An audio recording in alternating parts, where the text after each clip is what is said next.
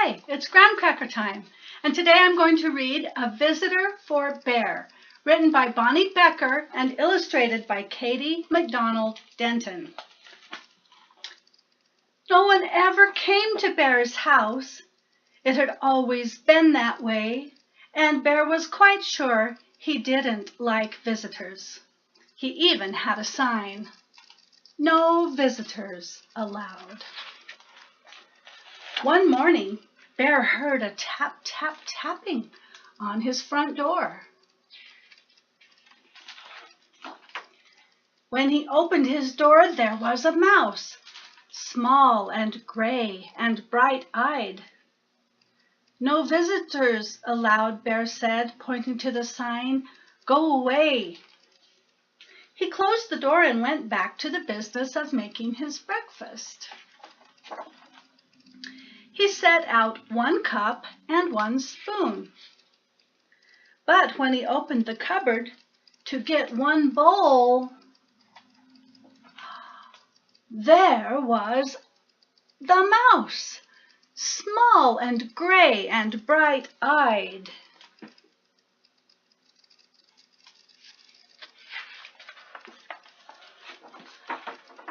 "I told you to leave," cried Bear.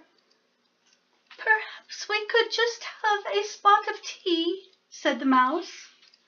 "Out!" commanded Bear. "Most sorry," said the mouse. "I'll be going now." Bear showed him to the door and shut it firmly. Then he went back to the business of making his breakfast. But when he opened the bread drawer for 1 slice of bread, there was the mouse, small and gray and bright-eyed.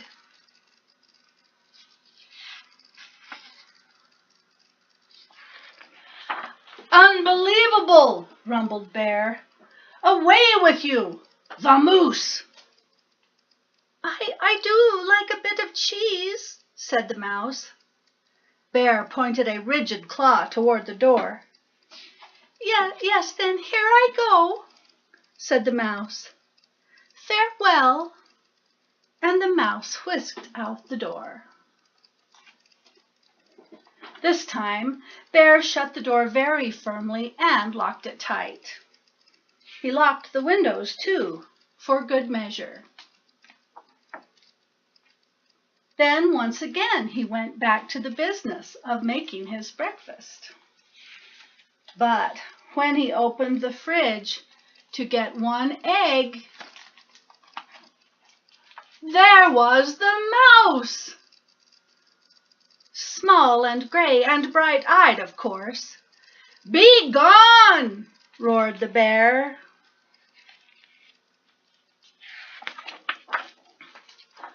"A crackling fire," ventured the mouse. "This is impossible, intolerable, insufferable!" cried Bear, shaking with anger and disbelief. "Terribly sorry," murmured the mouse. "Now you see me, now you don't. I am gone." And the mouse looked very sorry indeed, while he waited for Bear to unbolt the door and let him out again. This time, before he went back to the business of making his breakfast, Bear shut the door very, very, very firmly, locked it, boarded the windows shut, stopped up the chimney, and even plugged the drain in the bathtub.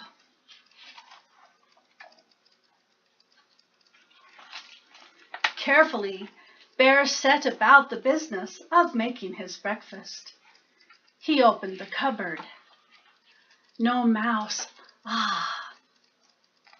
He opened the bread drawer. Nothing. Phew! He opened the fridge. Mouse-free. Yes, indeed. He lifted the lid to the tea kettle. There was the mouse, small and gray and, well, you know the rest.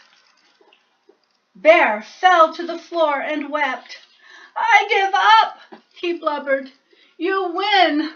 I am undone."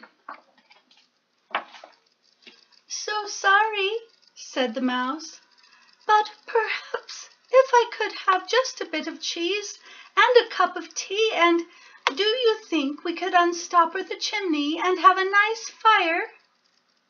Bear blew his nose with a loud honk. "But then you must go," he sniffled. "No visitors allowed." "You have my word," said the mouse. Bear unshuttered and unboarded the windows, unlocked the door, unstopped the chimney, and unplugged the bathtub drain. He brought out 2 plates of cheese and 2 teacups, and he made a crackling fire in the fireplace for 2 sets of toes. The mouse warmed his feet and nibbled and sipped, and Bear did too. They ate for a long while. The clock in Bear's house ticked loudly. Bear cleared his throat. The mouse looked most attentive. No one had ever been most attentive to Bear. "The fire is nice," Bear announced. "Lovely," said the mouse. No one had ever said Bear's fires were lovely. "I can do a headstand," said Bear. "Very impressive," exclaimed the mouse. Bear told a joke. The mouse laughed heartily. No one had ever laughed at Bear's jokes before. Bear began to think of another joke. The mouse set down his teacup. Bear quickly lifted the teapot. "There's plenty more," he said. "So sorry," said the mouse. "Most kind, but I must be on my way." "Really, you don't need to go," said Bear. "I am off," said the mouse, springing up from his chair. "Wait!" cried Bear. But the mouse stepped out the door. "Toodaloo," said the mouse.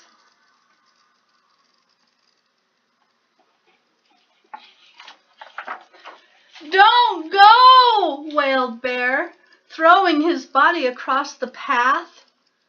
"But I gave you my word," said the mouse, pointing at the "No Visitors" sign.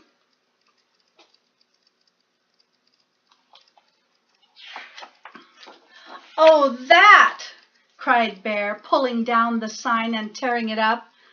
"That's for salesmen, not friends." "Not for friends?" asked the mouse, small and gray and bright-eyed. Bear nodded.